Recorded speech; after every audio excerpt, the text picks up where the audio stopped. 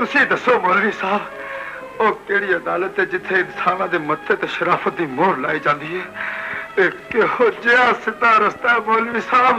अस्सलाम वालेकुम, मैं तारक सानी ते तुसी देख रहे हो मेरा YouTube चैनल रैबर एंटरटेनमेंट प्लस। सुल्तान राय दी अपने दौर दी सुपर दुपर हिट फिल्म लैके तुहाडी खिदमत विच हाजिर हो रहे हैं। और इस फिल्म दी न सिर्फ कहानी बड़ी शानदार सी बल्कि इहदा जिहड़ा म्यूजिक सी, इहदे जिहड़े गाने सन वो भी बड़े शानदार सन।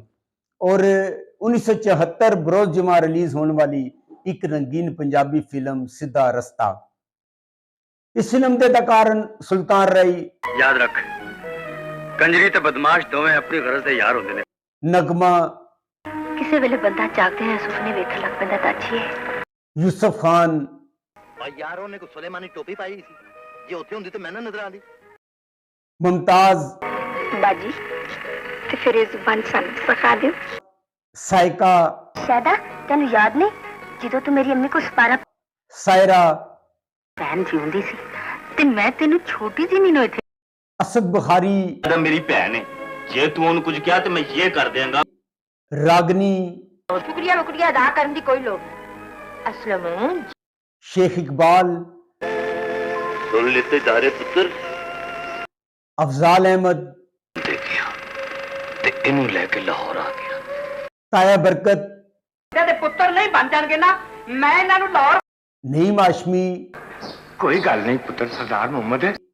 अलबेला ਇਹ ਵੇਲਾ ਹੁਣ ਕਦੀ ਨਹੀਂ ਜੇ ਆਣਾ। लाडला ਕਿਉਂ ਆਪਣੀ ਜਾਨ ਦਾ ਦੁਸ਼ਮਣ ਹੋ ਰਿਹਾ? अली इजाज तेरी इस मौत दी खबर सुन के अल्लाह पाक दी कसम सानू बहुत खुशी। खालिद अब्बास डार ਅਲ ਮਸ਼ਹੂਰ ਜਿੱਧਰੋਂ ਲੰਘੇ ਸਫਾ। ते नासरा ਘਰ ਵਿੱਚ ਮੇਰੀ ਮਾਂ ਨੱਚਦੀ ਸੀ, ਫਿਰ ਮੈਂ ਨੱਚਦੀ ਰਹੀ। हदयात एम अकरम एदी कहानी लिखी है सैफुद्दीन सैफ ने और एदे नगमे भी जिहड़ा लिखे ने वो सैफुद्दीन सैफ ने। इस फिल्म दे फिल्मसाज यानी कि जिन्होंने सरमायाकारी की है, पैसा खर्चा है, वो मोहम्मद अमीन सन। एदा म्यूजिक दिता है अख्तर हुसैन ने। एदे कैमरामैन इब्राहिम बाजवा। इस फिल्म दे गुलकार नूरजहान, नाहिद अख्तर ते मेहदी हसन। इस फिल्म दे वैसे ਜਿਹੜੇ गाने सुन सारे शानदार सुन, ਇਹਦਾ म्यूजिक बड़ा अच्छा सी, ਇਹਦੀ कहानी बड़ी अच्छी सी, लेकिन ਜਿਹੜੇ सिलेक्ट मैं ਕੀਤੇ ਉਹ गाने सुन मुख तेरा चन्ना किड़ा प्यारा लगदा है, मेहदी हसन ते नूरजहान ਦੀ ਆਵਾਜ਼ ਵਿੱਚ। और ਜਿਹੜਾ ਸਭ ਤੋਂ शानदार है और इस फिल्म ਦਾ बेस्ट गाना सी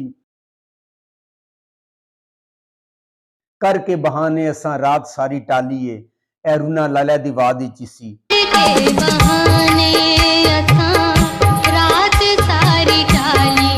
और सुल्तान राय ने इस फिल्म के अंदर दारा का किरदार अदा किया है, जिहड़ा कि एक बदमाश होंदा है।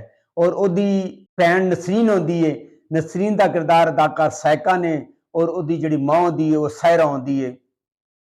दारा एक बदमाश होंदा है और तमाम हीरा मंडी ते ओदा होल्ड होंदा है। यूसुफ खान ने इस फिल्म के अंदर बाऊ असलम का किरदार अदा किया है ते ओदा दोस्त भोला होंदा है, और भोले का किरदार अदाकार अली इजाज ने अदा किया है। अली इजाज ते यूसुफ खान जा रहे होंदे ने ते उन्हां दी मुलाकात नगमा दे नाल हो जाती है, और असवे मामूल नगमा नूं ओ गुंडियां कोल बचांदे ने। असलम जिहड़ा होंदा है भोले नूं कहंदा है कि तू इस नूं घर छड्ड के आना है। नगमा दा जिहड़ा फिल्म विच नाम है वो शहदा होंदा है। भोला उहनूं छड्ड के आंदा है और आके असलम नूं दसदा है ਉਹ ਜਿਹੜੀ ਕੁੜੀ ਸੀ ਉਹ ਇੱਕ ਤਵਾਇਫ ਸੀ। ਮੈਂ ਉਹਨੂੰ ਖੁਦ ਆਪਣੀ ਅੱਖਾਂ ਨਾਲ ਵੇਖਿਆ ਕਿ ਹੀਰਾ ਮੰਡੀ ਦੇ ਘਰ ਵਿੱਚ ਉਹ ਦਾਖਲ ਹੋਈ। ਜਿਹੜਾ ਅਸਲਮ ਹੁੰਦਾ ਹੈ ਉਹਨੂੰ ਇਸ ਗੱਲ ਦਾ ਯਕੀਨ ਨਹੀਂ ਆਉਂਦਾ, ਕਿਉਂਕਿ ਜਿਹੜੀ ਨਗਮਾ ਹੁੰਦੀ ਹੈ ਉਹ ਸ਼ਕਲ ਤੋਂ ਬਹੁਤ ਸ਼ਰੀਫ ਲੱਗਦੀ ਹੈ। ਅੱਜ ਤੋਂ ਬਾਅਦ ਮੈਂ ਹੁਣ ਕਿਸੇ ਦਾ ਦੁਸ਼ਮਣ ਨਹੀਂ, ਤੇ ਜੇ ਮੇਰਾ ਕੋਈ ਦੁਸ਼ਮਣ ਹੈ ਤੇ ਮੈਂ ਉਹਦੇ ਕੋਲੋਂ ਮਾਫੀ ਮੰਗ ਲਾਂਗਾ, ਉਹ ਭਾਵੇਂ ਮੈਨੂੰ ਸਜ਼ਾ ਦੇਵੇ। ਖੈਰ ਉਹ ਤਸਦੀਕ ਕਰਨ ਵਾਸਤੇ ਜੋਏ ਜਾਂਦੇ ਨੇ, ਔਰ ਉੱਥੇ ਉਹਨਾਂ ਦੀ ਮੁਲਾਕਾਤ शायदा दे नाल नहीं होती, ताजी दे नाल होंदी है। और ताजी का किरदार अदाकार मुमताज ने अदा किया है, जिहड़ी कि शायदा नगमा की भैन होंदी है।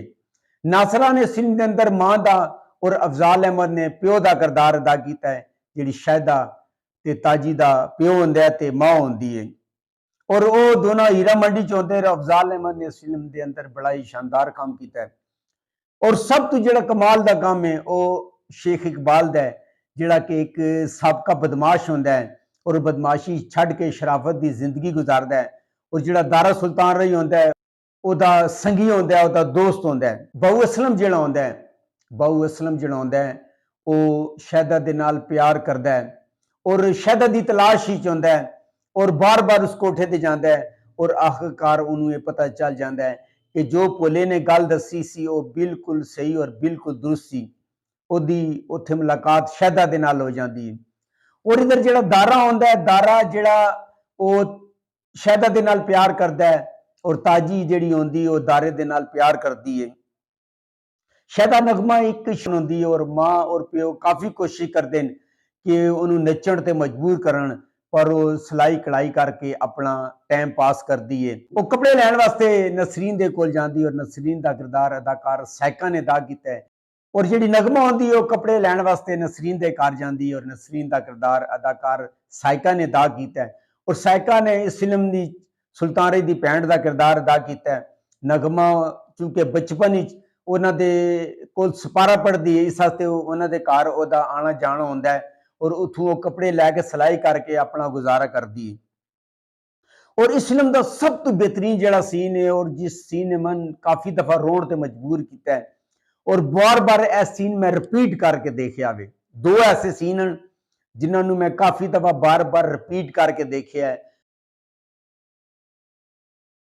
एक सीन सी कि जदों कपड़े देण वास्ते वो शहदा नसरीन दे घर आंदी है ते नसरीन अपने घर च मौजूद नहीं होंदी। दारा शहदा नूं वेख के कुंडी लगा दिंदा है और उहदी इज्जत लुटण दी कोशिश करदा है। उस तो पहले जिहड़ी नसरीन ते शहदा होंदे ने आपस च दुपट्टा भैन बन जांदियां, एक दूए नाल दुपट्टा बदल लैंदियां और इस तरह करके जदों दारा उसकी इज्जत ते हथ पांदा है, उहदा दुपट्टा उसके हथ च आंदा है और उन्हें दसदी है कि यह तेरी भैन का दुपट्टा वे और उन्होंने गैरत दिलांदी। और बड़े ही जबरदस्त इस सीन के अंदर नगमा ने डायलॉग बोले और सुल्तान राही ने भी बड़ी ही जबरदस्त एक्टिंग का मुजाहरा किया है। और नगमा तो सुल्तान राही ने इतने जानदार एक्सप्रेशन दिते हैं कि मेरे ख्याल है मेरे समेत काफ़ी सारे लोग रोण ते मजबूर हो जाएंगे। और उन्होंने गैरत दिवांदी है कि तेरा प्यो तो हाजी सी और तेरी माँ को मैं सपारा पढ़ती रही हूँ और जिहड़ा दुपट्टे ते तू हथ पाया है ये तेरी भैन का दुपट्टा है। तो सुल्तान राही नूं गैरत आ जाती है, उन्हें भैन बरा लैंदा है और इस तरह करके वो बदमाशी छोड़ देंदा है। अल्लाह दे दर पेश होंदा है और माफ़ी मंगता है। नईम हाशमी ने इस फिल्म के अंदर मौलवी का किरदार अदा किया है। और दारे दी मां जदों किसी दे नाल रिश्ते की गल करती है तो लोग कन्नां नूं हथ ला लैंदे ने कि दारा एक बदमाश है और नसरीन जिहड़ी है एक बदमाश की भैन है। और अल्लाह अल्लाह करके उसकी भैन का रिश्ता तय हो जाता है। इधरों जिहड़ा असद बुखारी होंदा है वो शहदा नूं चुक के लै जांदा है और जदों दारे नूं पता चलता है दारा जांदा है और उसकी इज्जत बचा के ले आंदा है। और जदों उसनूं लैके अंदर दाखिल हो रहा होंदा है तो जिहड़ा दूल्हे का प्यो होंदा है उन्होंने परेशानी लग जाती है तो दूसरा बंदा उन्हें कहता है कि यह दारा एक बदमाश है तो जिहड़ी कुड़ी नूं ये बचा के लै कोठे की करंडी है।